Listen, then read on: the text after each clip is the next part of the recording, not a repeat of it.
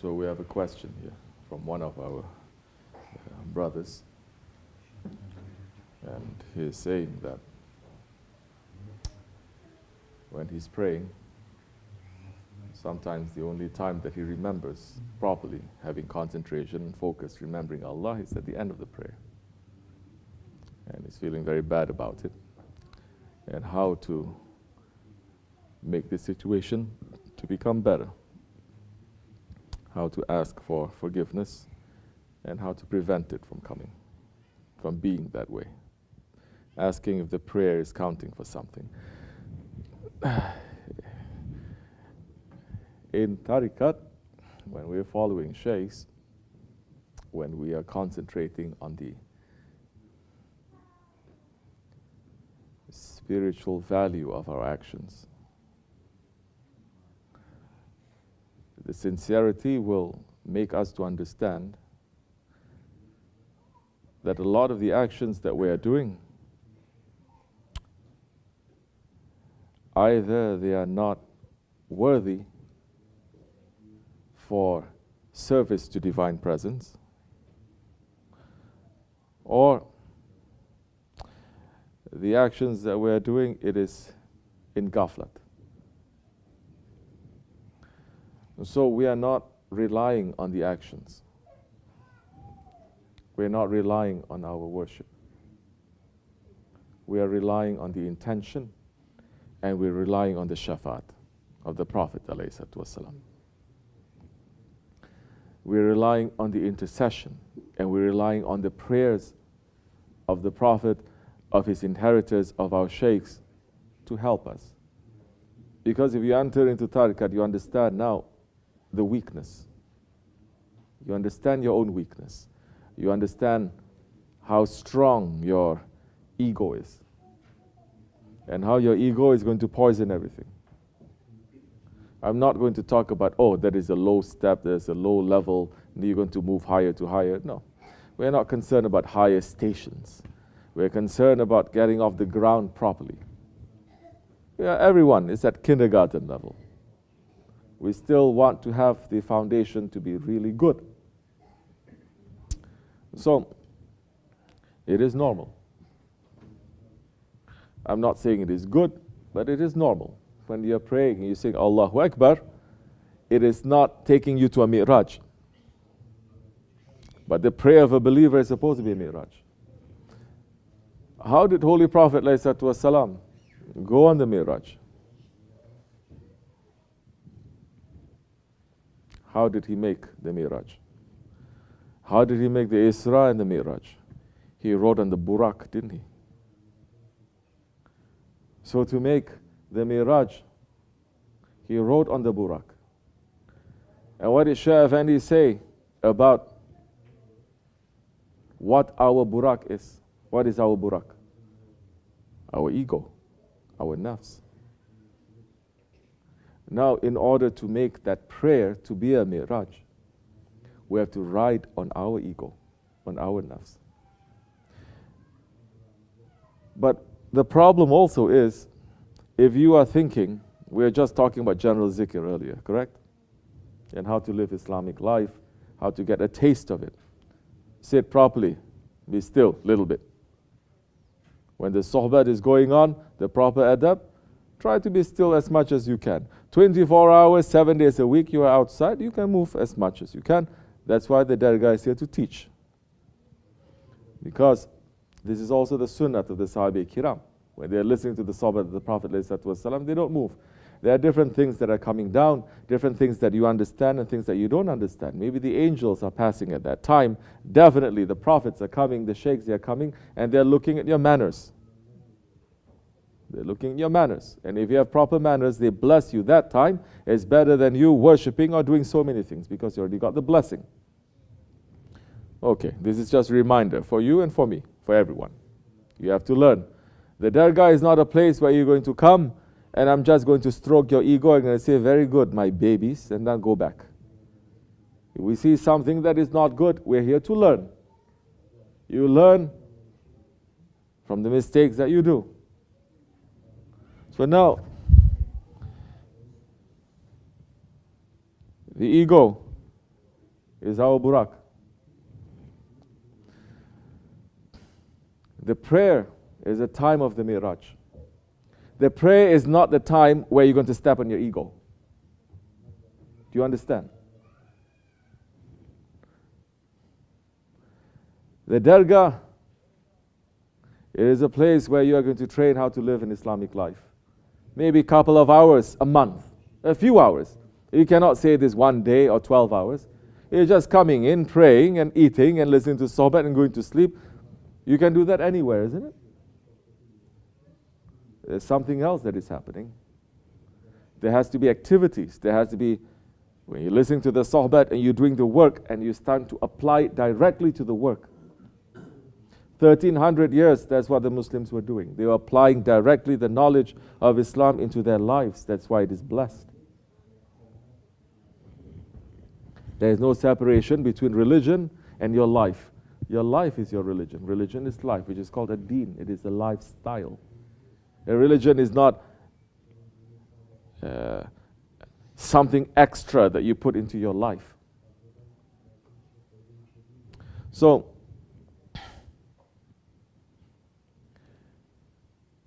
the important thing now is that if we are not preparing, then when the time comes, we're rushing to prepare, it's not going to work because there's not the time for preparation, you're going to fail. You have to train. When the time it comes for you to fight, you cannot train anymore. You have to fight. You start training, you will fail. If you're not training your ego, if you're not riding your burak outside of prayer, if you're not watching yourself, you're not understanding, you're not catching yourself, especially your thoughts now, isn't it? How many million times we say tafakkur? What is tafakkur? To think. You ever tried that? You understand how difficult it is?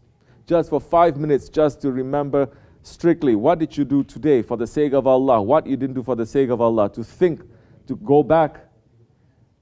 Try doing that for 5 minutes and you'll see your mind moving in so many different directions, isn't it? And you're just thinking about your life. You're not thinking about Allah.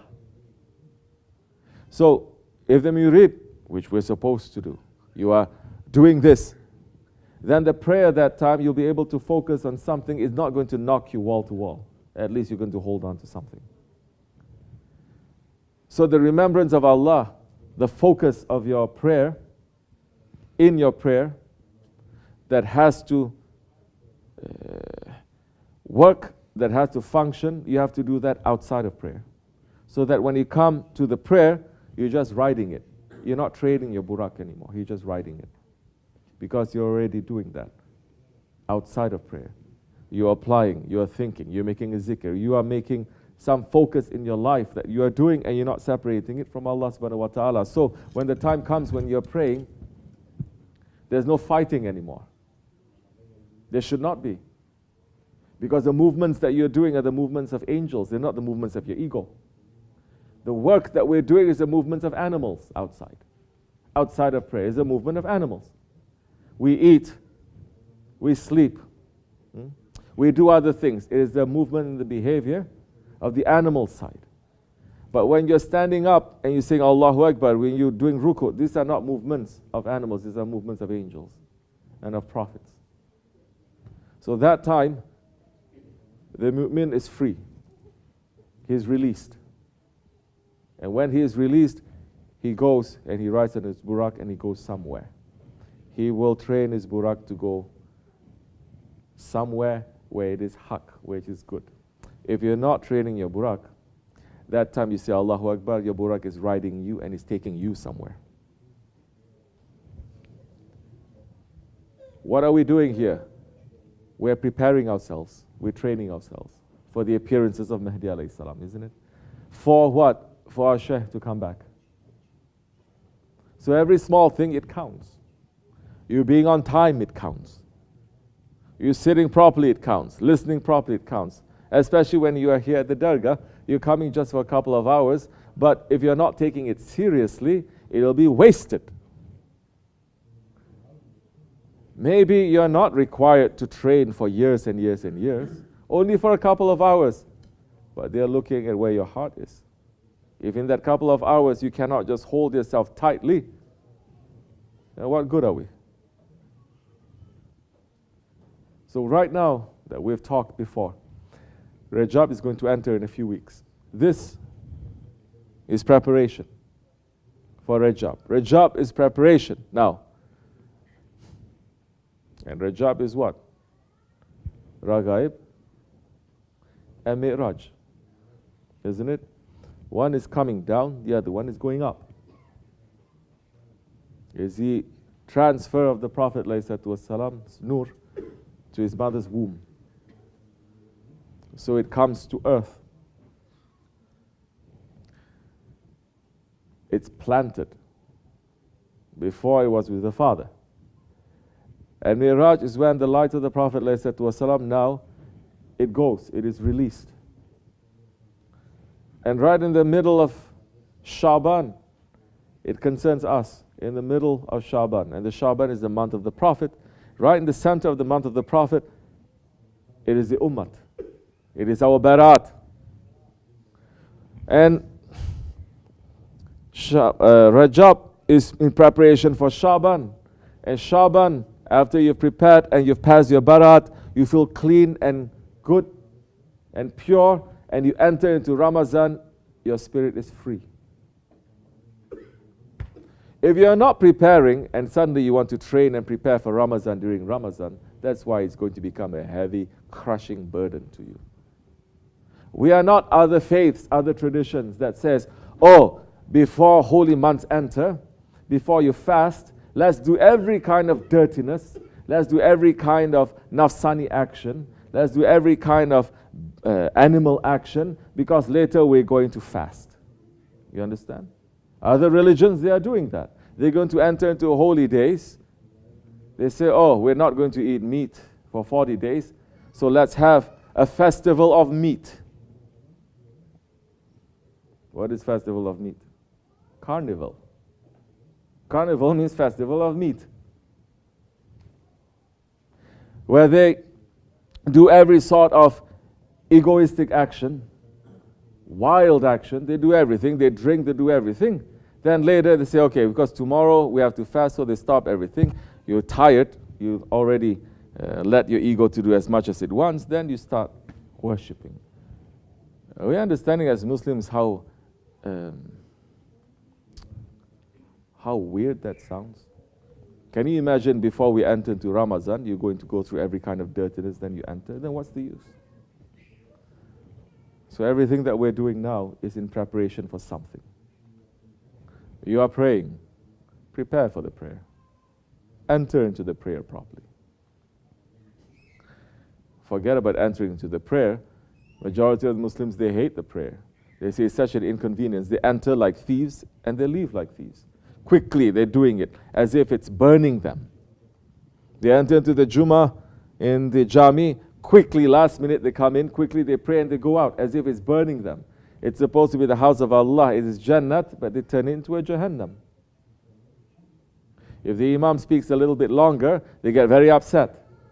Of course, I don't blame them too much these days also, because the Imams are up there on the mimbar, and they're only asking for money non-stop, continuously, especially in this country. Using that maqam of the Prophet ﷺ to make business for dunya. Not giving them anything for their spirit. That this world that we're living now in Akhir Zaman is draining your spirit, is emptying you out. So you come to masjids to get filled. Masjids is not giving you that. No wonder they are leaving. But there are places where they're giving you that, and murids are being spoiled with that. Be careful. If we are not holding on to what is supposed to be ours, Allah will select those ones, will pick those ones that are much better than us. At the last minute, we're going to get knocked out and new ones are going to take over. The Shaykh and his warning over and over again, he has said this. I'm looking to myself. We should look to ourselves. We are not indispensable. Every one of us, we're replaceable. if we're not holding on to that value that Allah has given us, if we cannot carry the responsibility, Allah will create a new race, a new people that is going to carry it better than us. So, what we're doing now is preparation, nothing else. If we are prepared, when the time comes, it'll be easy. Right now we're preparing for the events that are going to come. Our life is preparation for death. Our life is preparation for the hereafter. If we know that, then that time we are not going to be caught off guard. We're going to know what to do. Is your prayer going to be accepted? Allah is going to decide that. I'm not going to tell you, but let me tell you something. We should all just ask ourselves, the prayer that we make, is it worth for divine presence? No, of course not. So we say astaghfirullah, which is why in the Naqshbandi way it is a sunnat. Every time you finish your prayer, you say astaghfirullah, astaghfirullah, astaghfirullah. 100 times you are saying it. And you're saying astaghfirullah for the mistakes that you have done in your prayer, not outside. So that is another thing that you're going to, another protection of your prayer. And we're praying, and then we ask Allah, for the sake of the holy ones, accept our prayer, accept our service, accept our ibadat. Put that into their account. Like what Shaykh Effendi says, you're buying rice, not in America, in other countries. Even now, you buy rice, you buy 1 kilogram of rice, you get small stones and small pebbles and small other things. In that, it's counted with that 1 kilogram of rice. So the awliya Allah, our shaykhs, their worship is like that rice. Our worship is like that pieces of stones. But because we are with them, it is counted together with them. It is counted for something. This is not being just, it is not being humbled. It is being sincere. It is being real. So if we are not training ourselves to have that kind of concentration, khushu, outside of prayer, how are we going to have it inside of prayer? Suddenly it's going to come like that. 24 hours our mind is racing. Suddenly you say Allahu Akbar, everything is supposed to be shut down. Impossible. You don't train anything for the whole year. Suddenly you say, okay, now I'm going to fight. You can do that? Impossible. No matter how good you are, no matter how good you are a fighter, you stop fighting for some time, your performance level goes down. So if we are not fighting against our ego, how that time when we are in front, we take the takbir, we are able to fight our ego then that time. Alhamdulillah, Allah subhanahu wa ta'ala has sent the mercy to us, and the mercy to us reaching is our Shaykh. He is our Imam, here and hereafter. We follow. And alhamdulillah, in the Hanafi mazhab, you follow your Imam. The Imam is going to lead the Jamaat. You're not responsible. The Imam is responsible. You understand? So always make him to be your Imam. At time, he can cover it a little bit. But think carefully. If you're not going to train yourself, when the time comes, even if you say medet is not magic. Even if you say medet, it's not going to help you so much. But if you take one step, they will take 10 steps to you. As much is enough. Wa min Allahu tawfiq al-Fatiha. Assalamu alaikum wa rahmatullah. If you have questions, you can ask. Bring some tea. Bismillahirrahmanirrahim. There is civil war in my country. What do I have to do? Should I run away to another country? Bismillahirrahmanirrahim. Understood, madad. May Allah make it easy for you. May Allah not test us. If there is civil war in your country, whenever there is a conflict, it is also a sunnah of the Prophet to emigrate. So emigrate. I'm not saying run or do this. I'm saying follow the sunnah of our Prophet. Emigrate, go and find shelter somewhere and protection. It is better. And we are ordered by the Holy Prophet ﷺ, even in areas and countries where there is no civil war, to emigrate. And we've made that, alhamdulillah. Some of us, we've emigrated from the populated areas to less populated areas to on top of the mountains. The whole idea is, whether it's a civil war or not, there is going to be confusion, corruption, violence, so many evil kinds of things happening. And when you see that kind of evil things happening at such a high level and you are trying to protect yourself and your family, follow the way of the Prophet ﷺ and emigrate. That's what we are doing on top of a mountain, to live simple. It is a matter of survival. It is not a matter of having a lifestyle choice or, trying to be, very high class by living life organically, living life that is so clean and pure. No, it is a matter of survival. But comes with it too is a natural lifestyle. That comes with it too, we're going to plant things that we're going to eat. We're going to raise the meat that we're going to consume. We are going to work to the land, on the land that is going to make us to become healthy. We're going to wake up and sleep with the rhythm of the day.